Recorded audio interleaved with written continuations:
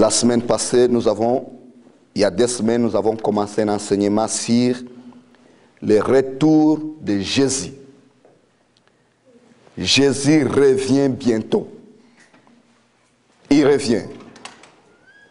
Il n'y a rien qui va l'empêcher. Il n'y a rien qui va l'empêcher. Nous avons des preuves parce qu'il nous a dit, vous verrez des signes et par les signes, nous comprenons que le maître est à la porte. Amen. Amen. Le maître est à la porte. Aujourd'hui, nous allons commencer la deuxième partie. La deuxième partie de notre enseignement. Nous avons dit que nous allons avoir 5 parties. 5 parties qui symbolisent 5 signes de son retour. Et aujourd'hui, nous allons commencer la partie 2. La partie 2 des signes de son retour. Et si la partie 2, nous allons avoir des sous-titres. Et j'aurais aimé que nous puissions être là. Parce que ce que nous enseignons, ça donne la vie. Alléluia. Ça donne la vie. Jésus revient bientôt. Et son peuple est dans la distraction. Il n'y a que les chrétiens qui sont ignorants de ce qui se passe dans le monde. Il n'y a que les chrétiens qui ne savent plus que leur maître est à la porte. Mais les païens savent que leur temps est. Et la Bible nous dit, même Satan sait qu'il n'a plus beaucoup de temps. Satan le sait, que lui n'a plus beaucoup de temps. C'est pour cela qu'il doit faire plus de mal. Il doit séduire plus le monde parce qu'il sait bien qu'il n'a plus beaucoup de temps. Le Fils de l'homme va venir régner sur cette terre. Le Fils de l'homme va venir délivrer son peuple. Et nous, les chrétiens, nous régnerons avec lui. Alléluia. Et notre grande récompense, c'est la vie éternelle. Pour la deuxième partie, nous allons ouvrir nos Bibles. Nous allons ouvrir nos Bibles. Matthieu, chapitre 24, versets 1 à 5. Les signes de son retour. Matthieu, chapitre 24, versets 1 à 5. Avez-vous tous trouvé?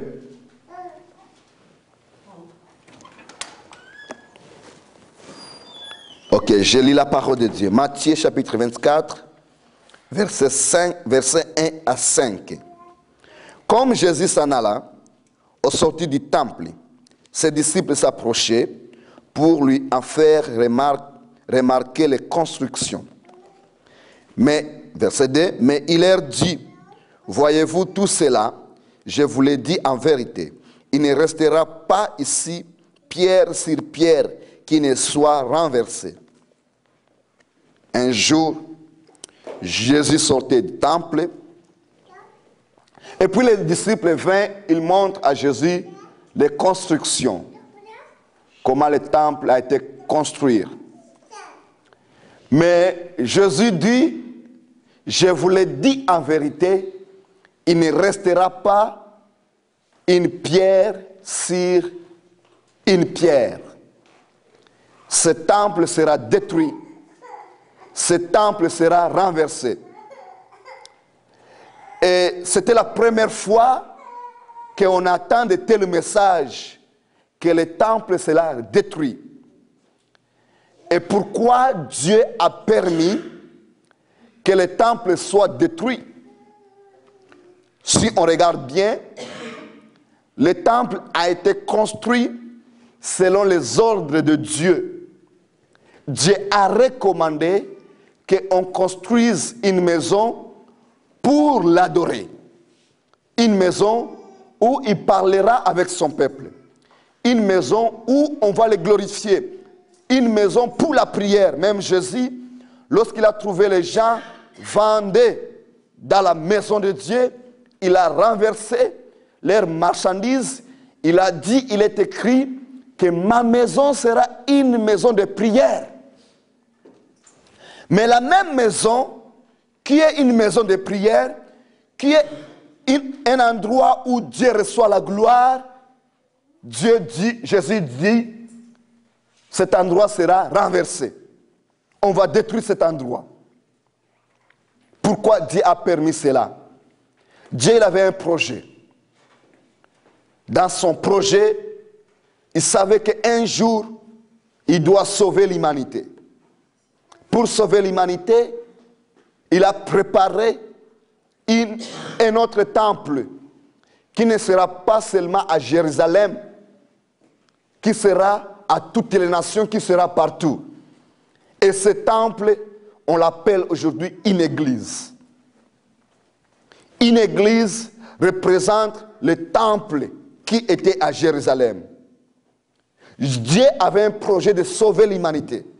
Alors, il a permis que le temple soit détruit pour que les églises puissent naître, afin que son nom soit publié partout. Alléluia. Nous lisons verset 3. Nous avons lu verset 2. Nous lisons verset 3.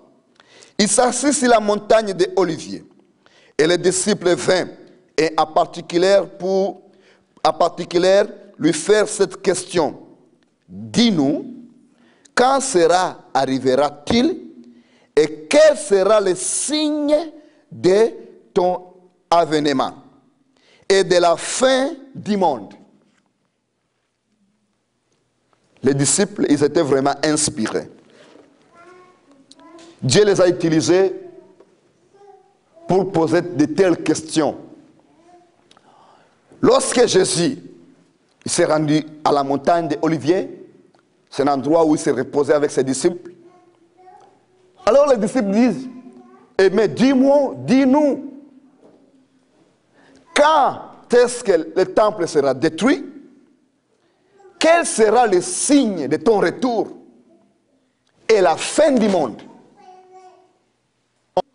La fin du monde, ce n'est pas aujourd'hui ou demain.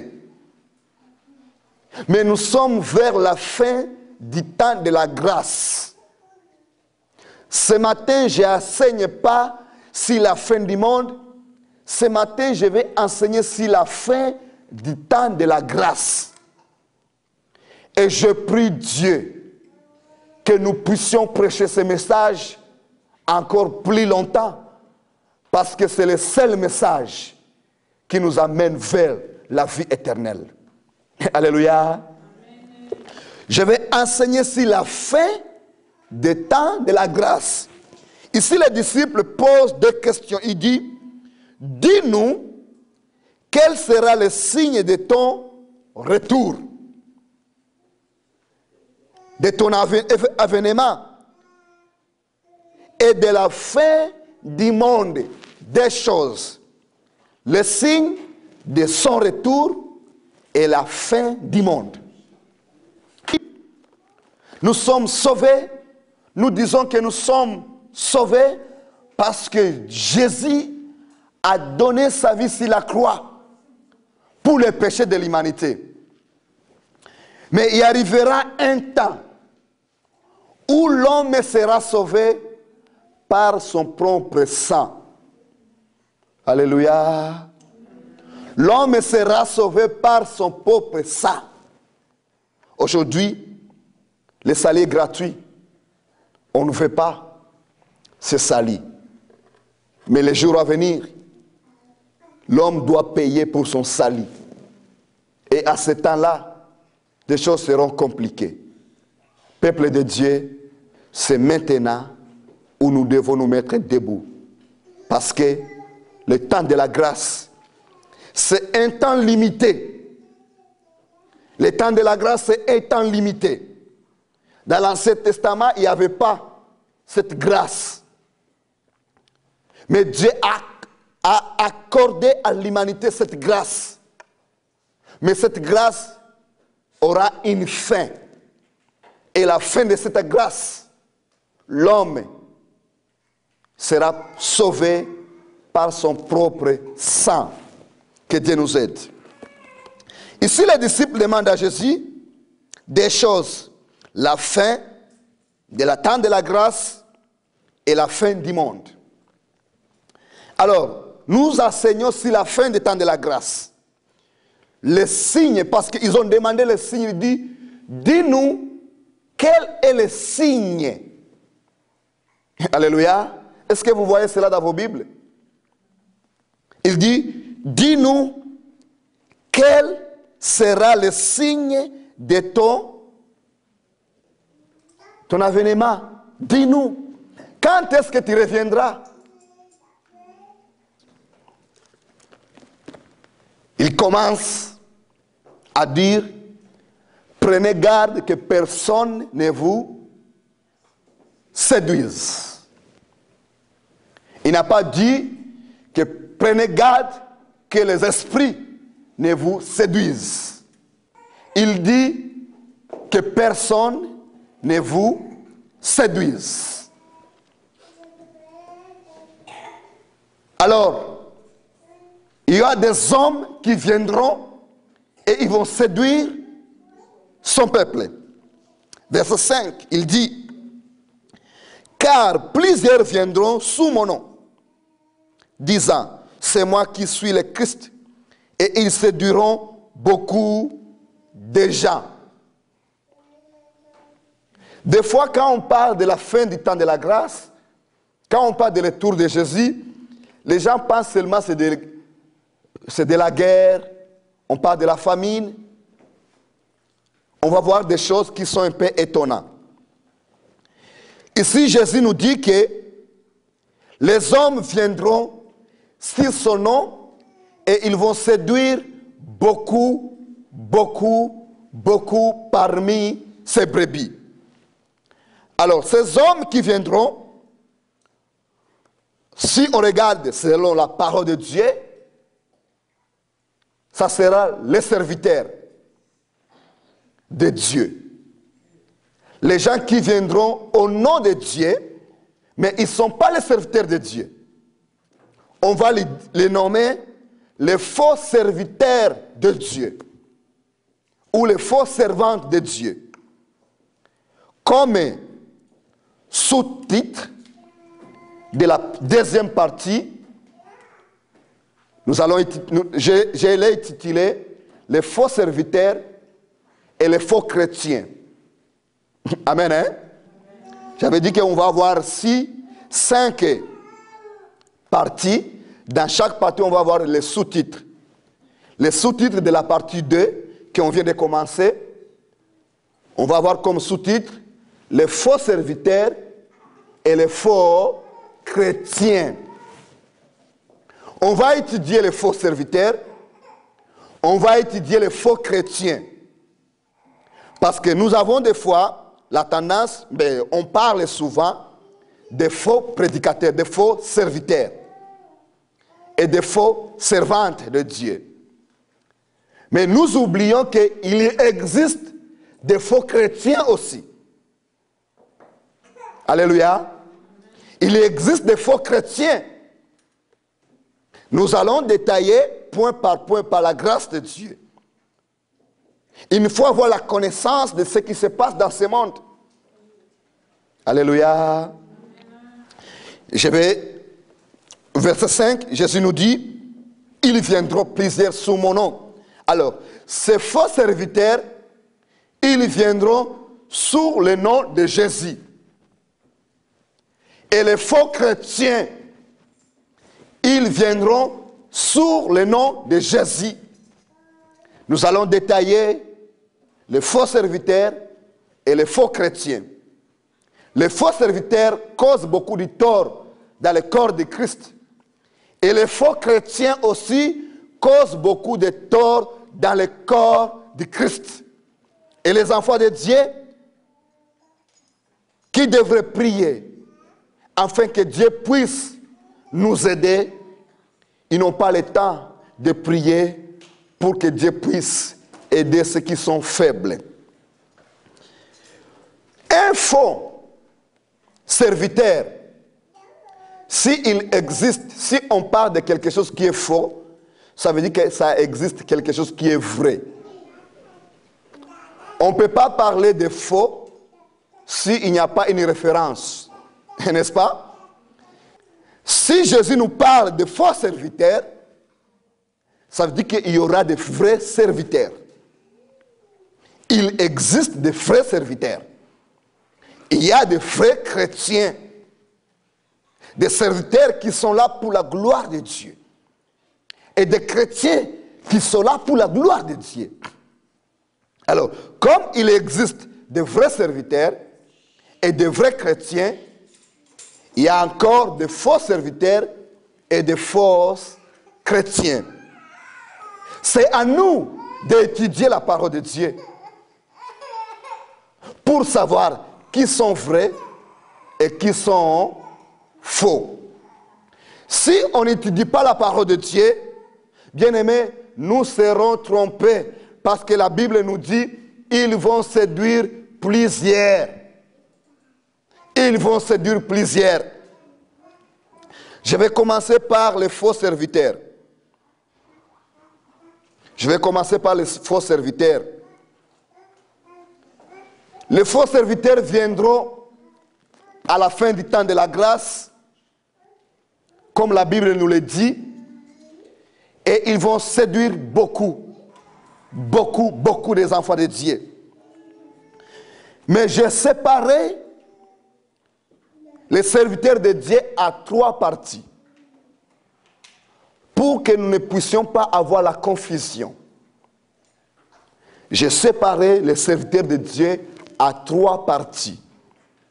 Et chaque partie, nous allons l'étudier dans la parole de Dieu. Et chaque partie, nous allons les trouver dans la parole de Dieu.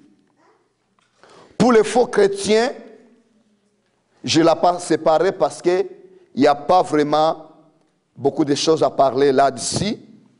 Mais nous allons parler aussi sur les faux chrétiens. Et merci les serviteurs de Dieu, je l'ai divisé en 3 parties. La partie 1, c'est les serviteurs de Dieu qui sont faux serviteurs, qui servent Dieu pour leur ventre. Est-ce que vous comprenez un peu?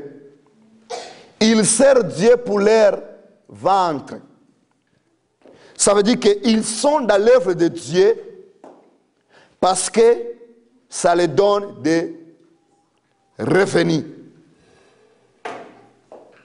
Je n'ai pas dit qu'un serviteur de Dieu ne doit pas payer par l'Église. Non, ce n'est pas ça ce que je dis. Nous allons voir la différence entre ceux qui servent Dieu parce qu'ils veulent. C'est en pareil. Ça veut dire que c'est leur emploi, c'est leur gagne-pain. Et nous allons voir aussi ceux qui sont au service de Dieu et ils méritent de recevoir les salaires parce que tout celui qui travaille à l'hôtel mange à l'hôtel. Et celui qui prêche l'évangile vive l'évangile. Ça, c'est recommandé par la Bible. Si un pasteur ne vit pas, si un pasteur ne reçoit pas quelque chose de la part de Dieu, parmi les brebis, ce n'est pas bon. Ça dépend de lui. Il peut s'organiser, mais ce n'est pas bon. Il doit recevoir quelque chose. Mais ça dépend de lui. Mais il y a ceux qui sont dans l'œuvre de Dieu parce que c'est là où ils gagnent leur vie. Dans un sens que vous allez comprendre. Parce qu'il faut que la Bible nous dise quels sont ces gens-là. Ça, c'est le premier groupe de serviteurs de Dieu qui sont les faux serviteurs. Le deuxième groupe de serviteurs de Dieu, c'est les serviteurs de Dieu envoyés par Satan. Ils ne servent pas Dieu. C'est les messagers de Satan. Ils savent bien qu'ils portent le nom de Dieu pour détruire le royaume de Dieu. C'est le messager de Satan. Et nous allons le voir dans la Bible. Les messagers de Satan, ils sont là pour détruire le corps du Christ. Les faux serviteurs. Le troisième groupe, c'est les vrais serviteurs. Les serviteurs qui se tiennent debout parce que Dieu les a appelés, parce qu'ils croient que Dieu est vivant et Dieu travaille à travers ses serviteurs. Alors, je vais aller vraiment, je vais prendre mon temps pour ne pas créer la confusion parmi les peuples de Dieu. Je vais expliquer chaque partie des serviteurs. Je dis, pour les serviteurs, je l'ai divisé en 3 parties. Les 2 parties, c'est les faux serviteurs que nous allons étudier. Et la 3e partie, c'est les vrais serviteurs. Mais comment tu vas savoir les vrais du faux? Comment nous allons savoir que celui-là, c'est un vrai serviteur et celui-là, c'est un faux serviteur? Jésus nous a dit comment nous allons le savoir. Alléluia. Amen. Jésus nous a dit comment nous allons le savoir. C'est par les fruits que nous allons savoir que celui-là, c'est un vrai serviteur ou celui-là, c'est un faux serviteur. Étudions la Bible, chrétiens, lisons la parole de Dieu, prions et l'Esprit de Dieu va nous conduire. Concernant les faux chrétiens, nous allons parler sur les faux chrétiens, afin que vous ne puissiez pas vous tromper. Parce qu'il existe des faux chrétiens dans les églises. Et ces faux chrétiens-là sèment la confusion. Et les gens sont trompés par ces faux chrétiens. Que Dieu nous aide. J'aimerais lancer un appel à tout celui qui est à l'œuvre de Dieu. Pas pour la gloire de Dieu, mais pour autre chose, qu'il arrête immédiatement. Parce que le Fils de l'homme revient bientôt. Et tout celui qui fait la honte de Dieu, il sera puni. J'aimerais dire à celui qui pense que Dieu est aveugle, qui se trompe. Dieu voit tout. Et son temps de jugement est arrivé. Lisons pour les faux chrétiens. Matthieu chapitre 7. Non, pas les faux chrétiens, les faux prédicateurs. Matthieu chapitre 7, versets 15 à 20.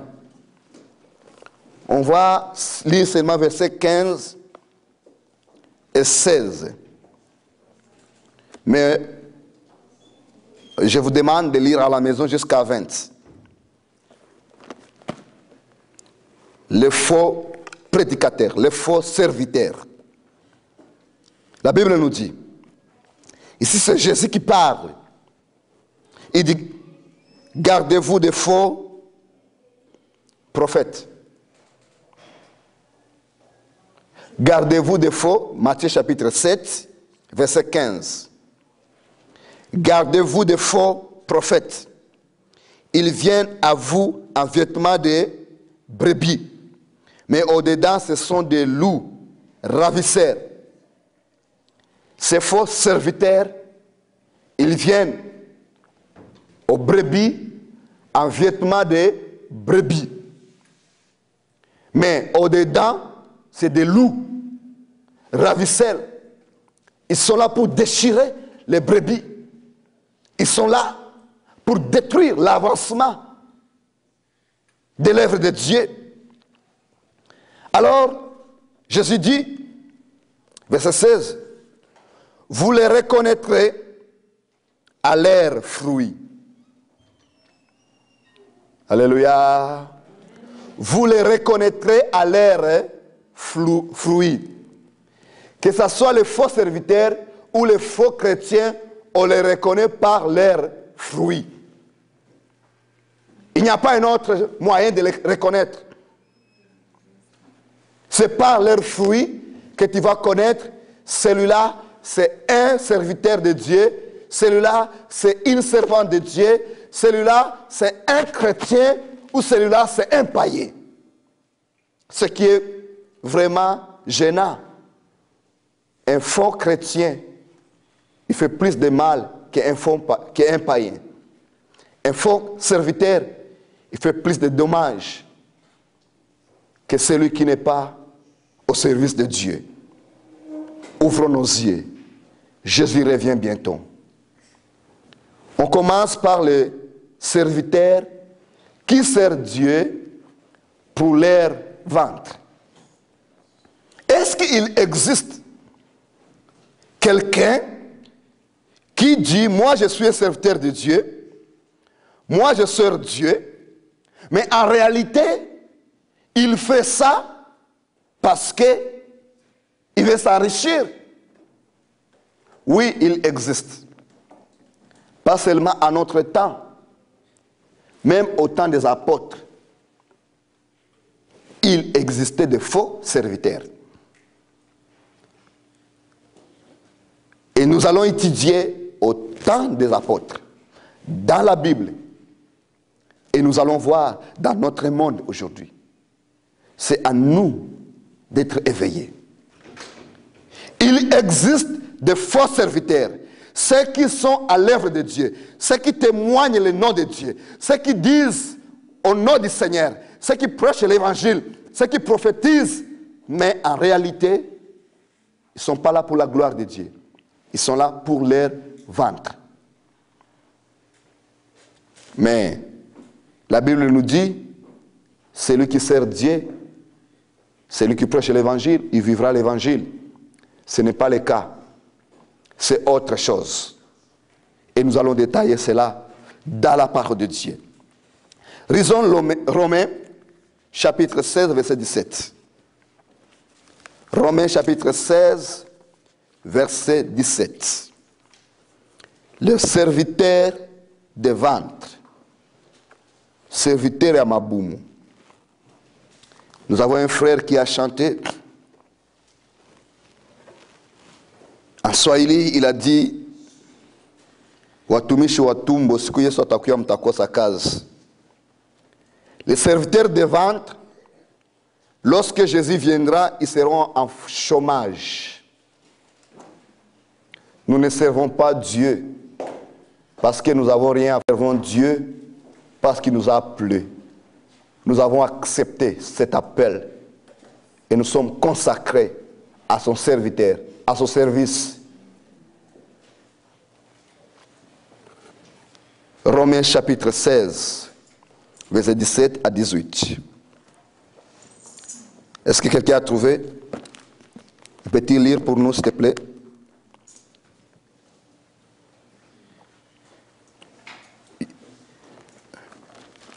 Romains 16, verset 17. Je vous exhorte, frères, à prendre garde à ceux qui causent des divisions et des scandales, contrairement à l'enseignement que vous avez reçu. À ceux qui causent quoi? Des divisions et des scandales. Contrairement à l'enseignement que vous avez reçu. Contrairement à l'enseignement que vous avez reçu. Prenez garde à ceux qui causent des scandales et des divisions concernant à l'enseignement que vous avez reçu. Alléluia.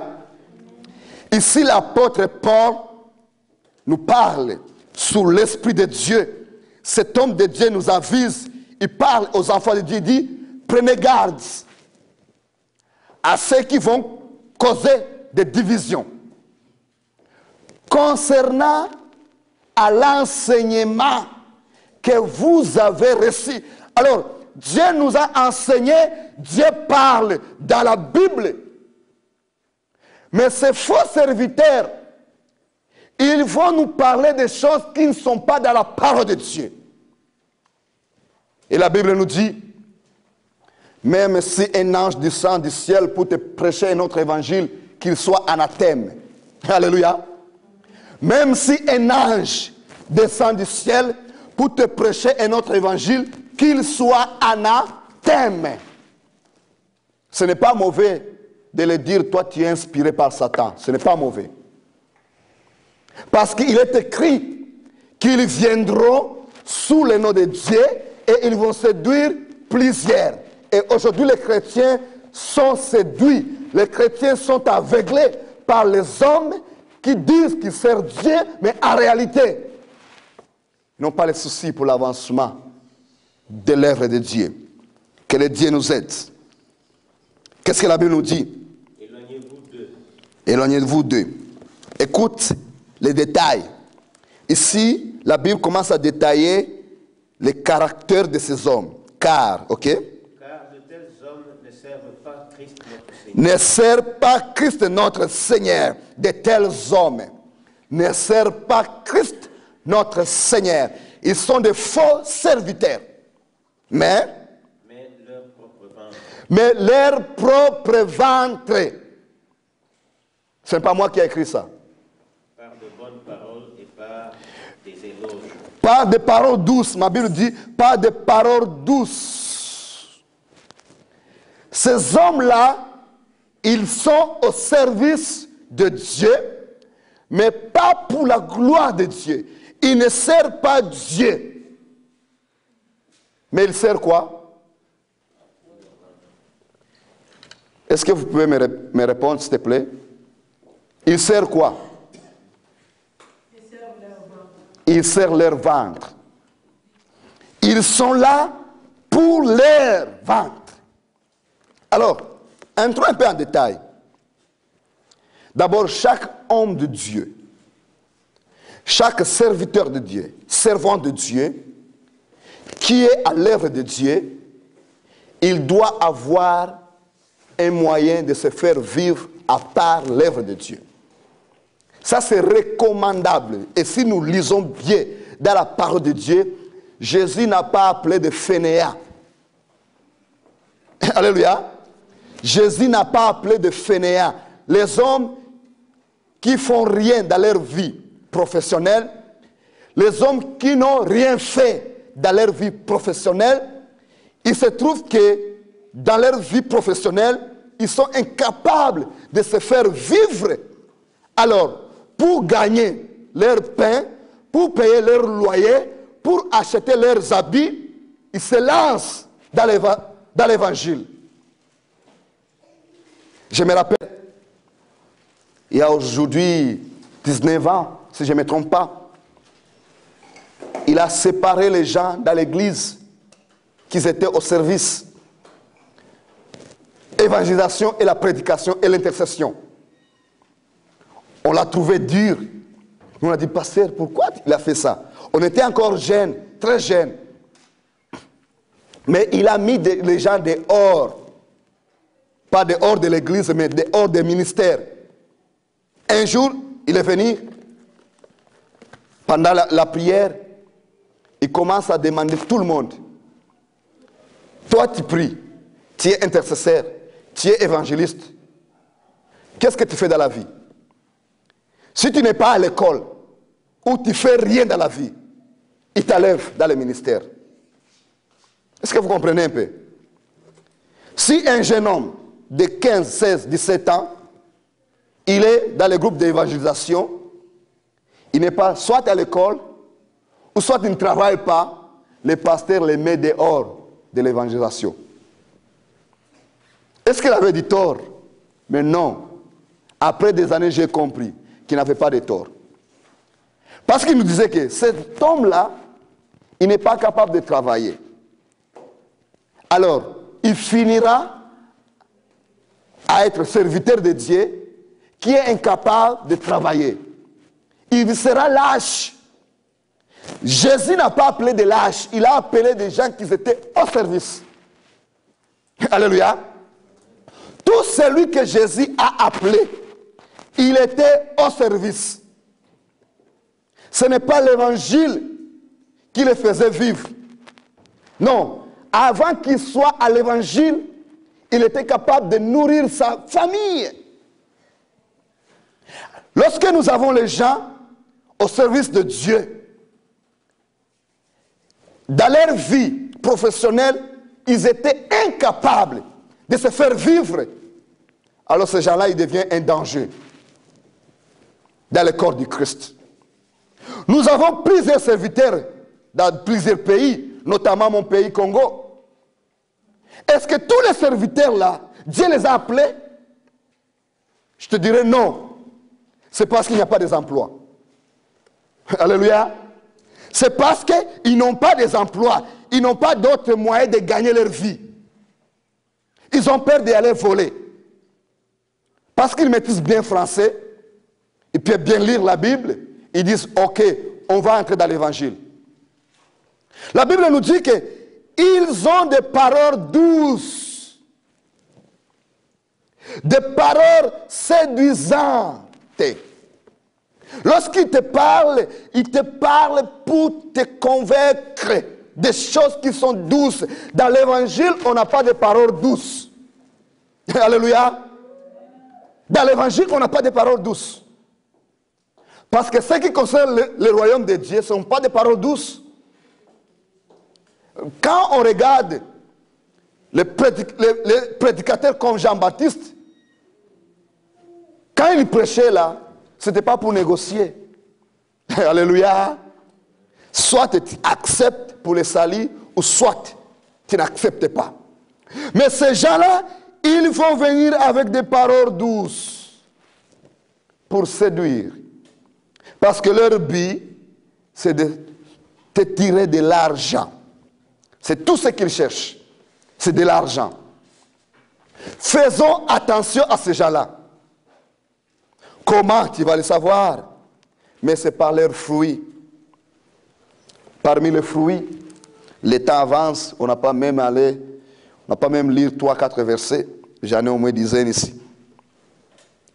Parmi les fruits, la Bible nous dit, selon l'enseignement, ici, la Bible nous dit que vous ne soyez pas égarés selon l'enseignement que vous avez reçu. Écoutons l'enseignement de Jésus. Il a dit, allez prêcher l'évangile. Vous avez reçu gratuitement, donnez aussi gratuitement. Ça, c'est l'évangile. Ça, c'est la parole de Dieu. Mais ces faux serviteurs, ils te diront, avant que tu me voies, voici la facture. Voici la facture. Aujourd'hui, il y a des factures pour voir un homme de Dieu. Ce n'est pas biblique. Tu ne dois pas payer pour aller voir un homme de Dieu.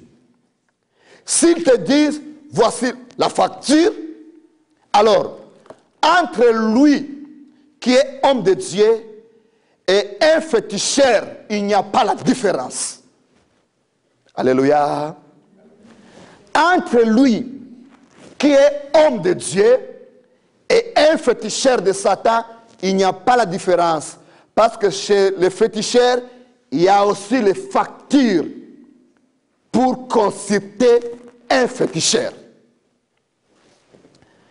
Quelqu'un qui veut prier pour toi, il te dit, pour ton problème, il faut que tu donnes autant.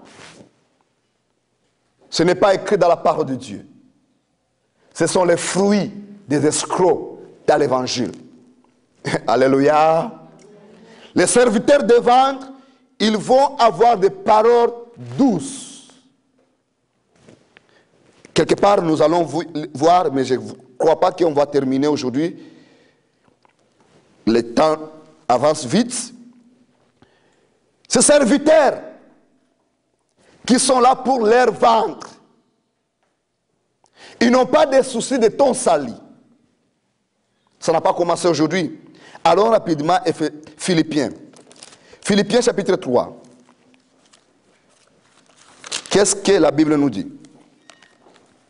Philippiens chapitre 3, verset 19. La Bible nous dit ceci. Leur fin, la fin de tous serviteurs de ventre, ceux qui sont dans l'œuvre de Dieu, non pas pour la gloire de Dieu. Leur fin arrive bientôt. Nous lisons la Bible. Leur fin sera la prédiction. Ils ont pour Dieu leur ventre. Seigneur, aidez-nous. Ils mettent leur gloire dans ce qui fait leur honte. Ils pensent qu'aux choses de la terre.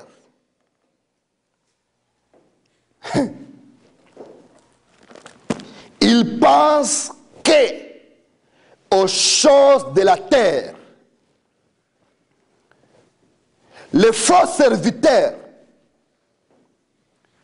qu'ils servent Dieu pour acheter leurs chemises, parce qu'ils étaient incapables de se procurer ces moyens autrement.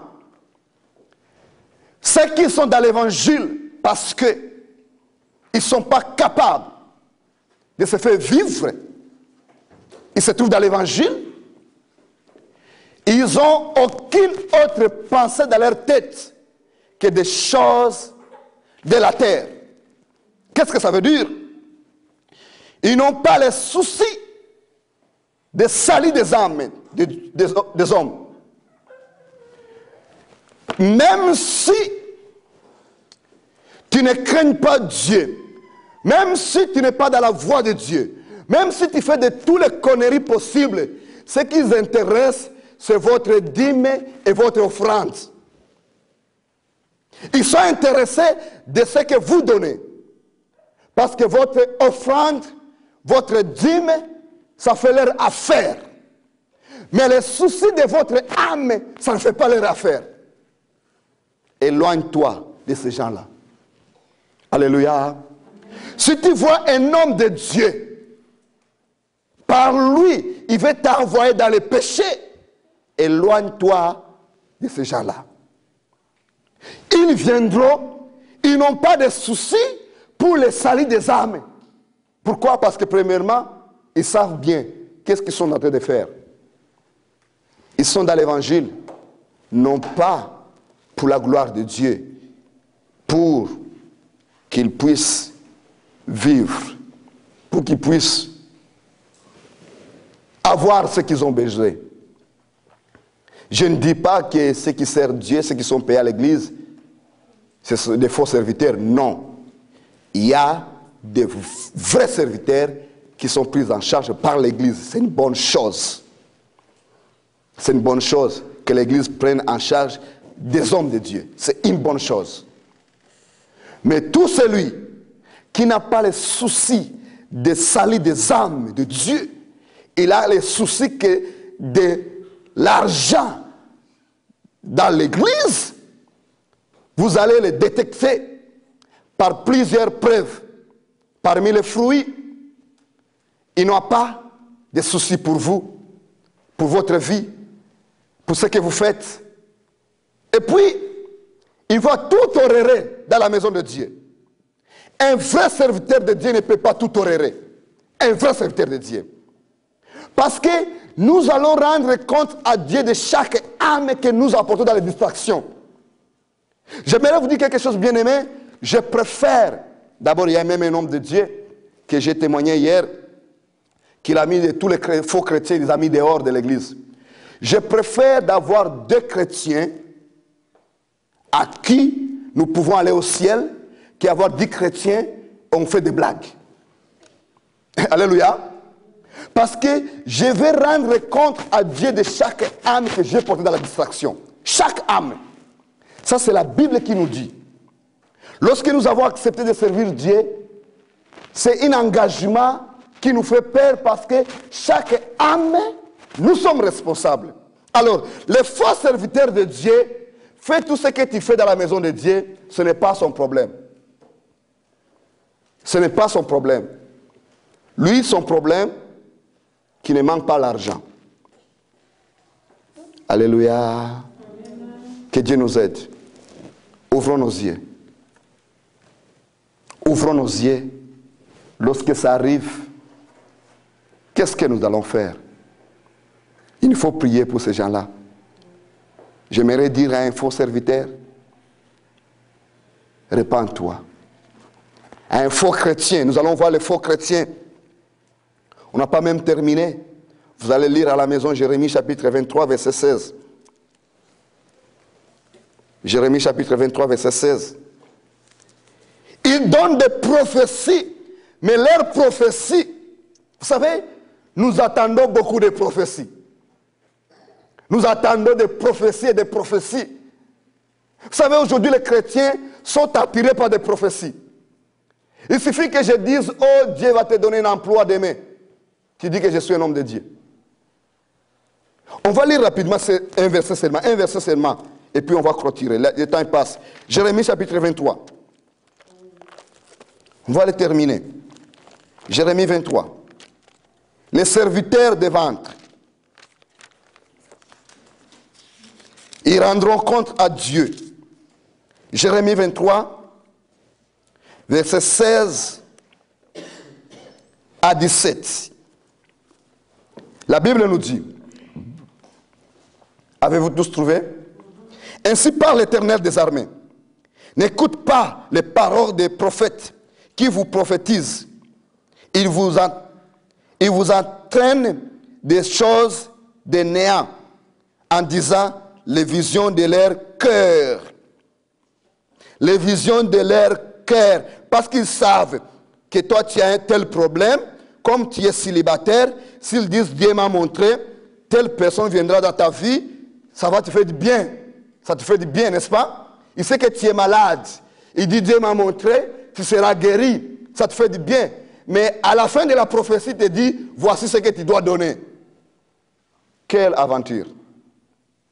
Si Dieu a parlé, que le nom soit loué, tu ne peux pas m'imposer ce que je dois donner parce que tu as prophétisé sur moi. J'étais à Kine, je voyais un homme qui dit, pour la prophétie de tels problèmes, voici les prix. Et les gens payaient pour que le prophétise. Lorsque tu vois un homme de Dieu dire, pour tel service, voici les droits d'entrée. Ne y allez pas. Ne y allez pas. Verset 17, rapidement. Ils disent à ceux qui me méprisent. Écoutons bien. Ces faux prophètes, ils prophétisent à ceux qui méprisent Dieu.